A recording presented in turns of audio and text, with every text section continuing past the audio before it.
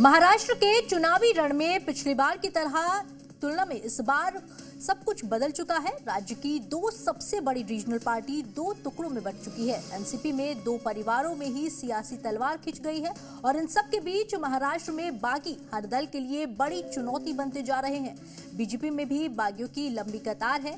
हमने देखा भी कि कैसे नाम वापसी के आखिरी दिन तक सभी दलों ने अपने नाराज नेताओं को मनाने की पूरी कोशिश की और अब बीजेपी ने बड़ी कार्रवाई करते हुए अपने 37 नेताओं को बाहर का रास्ता दिखा दिया है।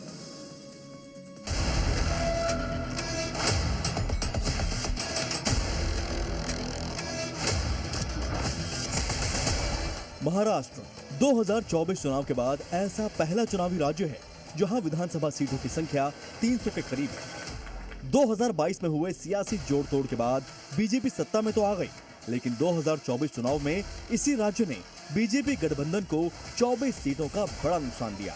लेकिन इस बार बीजेपी ऐसा कोई जोखिम उठाने के लिए तैयार नहीं है और शायद यही वजह है कि बीजेपी ने विधानसभा चुनाव से ठीक पहले अब तक की सबसे बड़ी कार्रवाई कर दी है। वोटिंग से ठीक 2 हफ्ते पहले 2 पन्नों की एक लिस्ट जारी की गई है, जिसमें 40 नेताओं और कार्यकर्ताओं को पार्टी से निष्कासित कर दिया गया है। ये कार्रवाई 37 विधानसभा सीटों पर की गई है। आरोप है कि इन 40 नेताओं या कार्यकर्ताओं ने पार्टी लाइन के खिलाफ जाकर काम किया।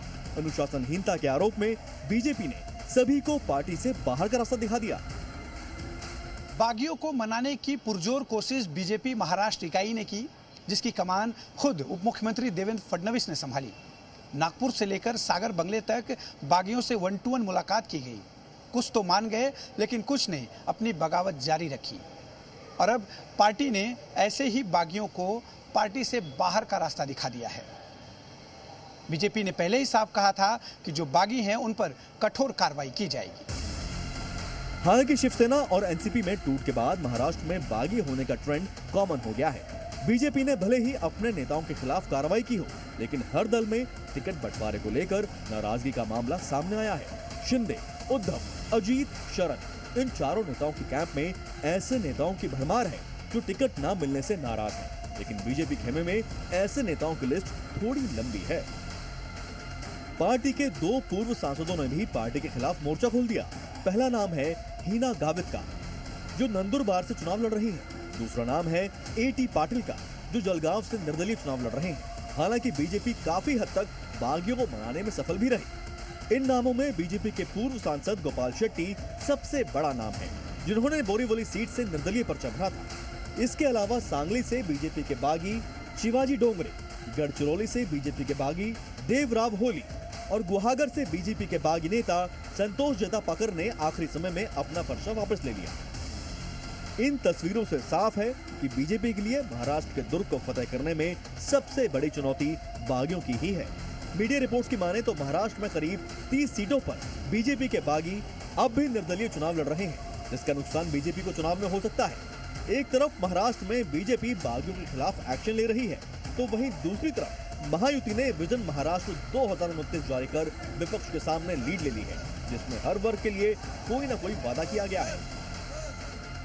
लाडली बहन योजना की राशि 1500 से बढ़ाकर 2100, बिजली बिलों में 30% की कमी, वृद्धावस्था पेंशन की राशि 1500 से 2100 रुपए, बेरोजगारों को 25 लाख नौकरियां, किसानों का लोन माफ, छात्रों को 10,000 रुपए महीना जैसे 10 बड़े ऐलान किए गए हैं। इस ऐलान के साथ साथ महायुति और बीजेपी ने राहुल गांधी पर सियासी हमले तेज कर दिए हैं। 2024 चुनाव में जिस लाल रंग के संविधान की कॉपी लेकर राहुल चुनाव प्रचार करते थे, अब देवेंद्र फडणवीस ने रंग का हवाला देते हुए राहुल पर अर्बन नक्सलियों से घिरे होने का आरोप लगाया है। राहुल गांधी जी संविधान के नाम पर लाल किताब क्यों दिखाते हैं? मैं ऐसा मानता हूं कि उनके मन में संविधान के पीछे छुपकर और भारत जोड़ो के पीछे छुपकर ये जो अल्ट्रा लेफ्टिस्ट विचारों के लोग हैं, इनके विचारों को लोगों में पहुंचाने का एक प्रयास ये लगातार वो कर रहे हैं।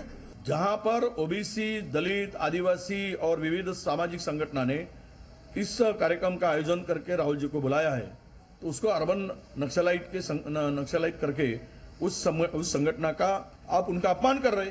ये सब बातें जो है ये पराजय सामने दिख रहा है, इसलिए होम मिनिस्टर ऐसी बेतुकी बातें कर रहे हैं। बहरहाल हर बदलती तारीख के साथ महाराष्ट्र का सियासी पारा बढ़ रहा है। महाराष्ट्र के किले को फतेह करने के लिए दोनों ही पक्ष ने एड़ी चोटी का जोर लगा दिया है, जिसके नतीजे के लिए 23 तारीख तक का इंतजार करना होगा। ब्यूरो रिपोर्ट, जी मीडिया।